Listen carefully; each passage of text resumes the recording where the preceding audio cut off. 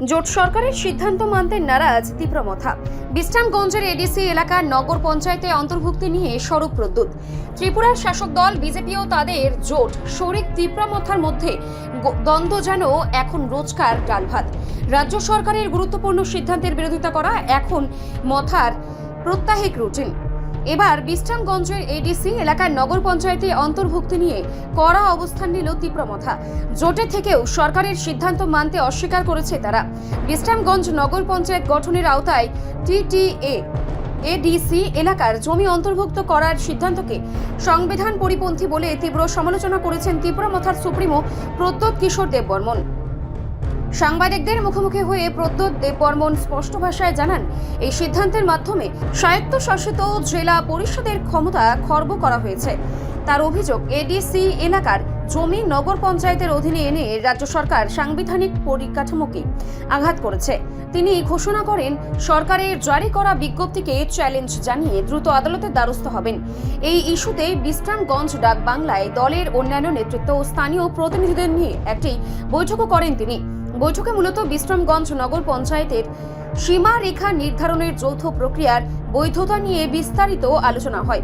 উপস্থিত নেতারা একযোগে দাবি করেন, টিটিএডিসি এলাকার জমি কোনোভাবেই নগর পঞ্চায়েতের অন্তর্ভুক্ত করা যায় না। উল্লেখ্য, গত বছরের শেষ দিনে রাজ্য সরকার একটি বিজ্ঞপ্তি জারি করে বিশ্রামগঞ্জ নগর পঞ্চায়েত গঠনের ঘোষণা দেয়। এই বিজ্ঞপ্তিতে বিশ্রামগঞ্জ, ছেচড়িমাই ও বরজলা গ্রাম পঞ্চায়েতকে নতুনভাবে নগর পঞ্চায়েতের আওতায় আনা হয় এবং নির্দিষ্ট করা হয় সীমারেখা। এরপর থেকেই এডিসি এলাকার জমি অন্তর্ভুক্তি নিয়ে শুরু হয় প্রবল বিতর্ক। প্রদ্যুৎ দেববর্মনের বক্তব্য, সরকার যুক্তি দিচ্ছে 2024 সালে এডিসি এলাকায় বিধানসভা নির্বাচন হওয়ায় সেখানে নগর পঞ্চায়েত গঠন করা যাবে, কিন্তু তার মতে নির্বাচন কোনোভাবে এডিসি এলাকার সাংবিধানিক অধিকার খর্ব করার অজুহাত হতে পারে না। এই ঘটনায় স্পষ্ট হয়ে উঠছে বিজেপি নেতৃত্বাধীন রাজ্য সরকার ও জোট শরিক তীব্রমথার মধ্যেকার বাড়তে থাকা মতানৈক্য। সরকার থেকেও সরকারের সিদ্ধান্তের বিরুদ্ধে প্রকাশ্যে পথে নামার মথার এই অবস্থান আগামী দিনে ত্রিপুরার রাজনীতিতে বড়সড় প্রভাব ফেলতে পারে বলে মনে করছেন রাজনৈতিক মহল। तो हाइपोथेटिकल है, लेकिन मुझे लगता है कि हमें जो कानून बताता है उसी के थ्रू जाना चाहिए।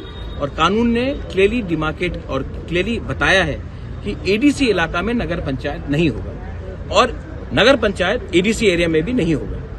तो अगर हमको कानून फॉलो करना है तो लोग राजनीति करेंगे, लेकिन ये पॉलिटिक्स से बड़ा है। यहाँ में जो लोग हैं सब तीब्रमथा के लोग तो नहीं, बीजेपी के लोग भी हैं, सीपीएम के लोग भी हैं, जो वोट नहीं करते वो भी हैं। तो इसको पॉलिटिक्स से आप मत जुड़ाइए। ये हमारा सर्वाइवल एंड एग्जिस्टेंस का है।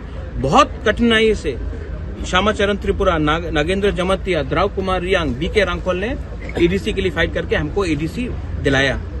आज अगर वही एडीसी को हम लोग छोटा करते जाएंगे तो हम we are doing injustice to our next generation.